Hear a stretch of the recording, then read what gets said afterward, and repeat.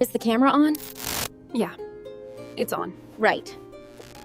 So, this is the part where I'm supposed to explain everything. So if anyone actually ends up watching this isn't anything official, just me talking. It's been a few years. Cognito Inc. is shuttered. The shadow government is silent. The file on Reagan Ridley is officially closed. And yet, if you look in the comments of any animation video, or you look at the trending topics on Twitter during any major news cycle, one name still echoes: Inside Job. When Netflix notoriously canceled this show after previously renewing it for a second season, they didn't just kill a funny workplace sitcom, they froze a narrative. They trapped a victim. Shion Takeuchi and Alex Hirsch created something incredibly rare, an adult animated comedy that wasn't just cynical, but deeply, devastatingly empathetic. Today, for one last time before this channel transitions, we are going back into the bunker. We are looking past the Mothman, past the reptilians, and past the flat earth jokes. We are looking at the emotional debris left behind by Reagan Ridley's ambition. Let's open the Cognito files one last time. We often remember the show for how clever the conspiracies were. We remember Brett being the ultimate golden retriever, or Gigi being the chaotic queen of public relations. But if you look at the show with that second glance we talk about here on this channel, you realize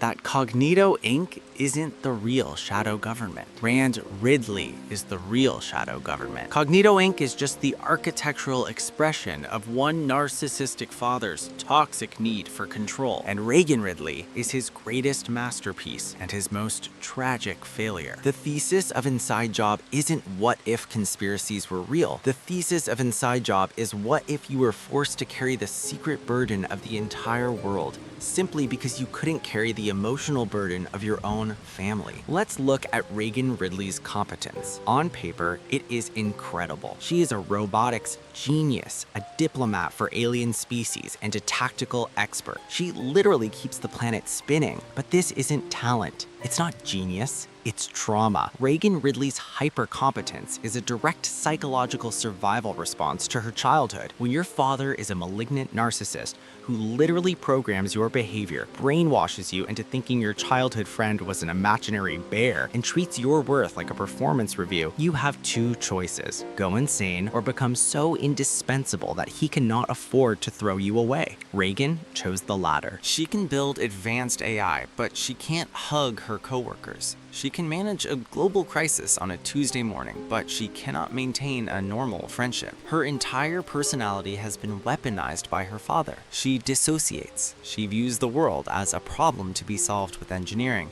because treating it like a feeling is too terrifying. If she fixes the planet, maybe she can fix her dad. That is the internal lie that drives her. This is the hidden subtext that Shion Takeuchi hid beneath the jokes about the Illuminati. Reagan is the ultimate fixer. She absorbs the chaos of Cognito Inc., the chaos of the world, and the existential horror of her dad's incompetence, because she believes if she works hard enough, she can finally achieve the perfect controlled system where everyone is safe. She is trying to engineer love, and that is a paradox. I know you know this dynamic. You are the high-functioning one. You have optimized your entire existence to avoid disappointment. You manage your money perfectly, you excel at your job, you keep your apartment clean, you schedule everything down to the minute. You are in total control of your environment. You are indispensable. But then you get home, or you sit at a family dinner, or you look at your phone waiting for a text, and you realize how absolutely hollow that control actually is. You can optimize your calendar, but you cannot force your partner to communicate. You can build a stunning crystal palace of self-sufficiency in the woods, just like Eve,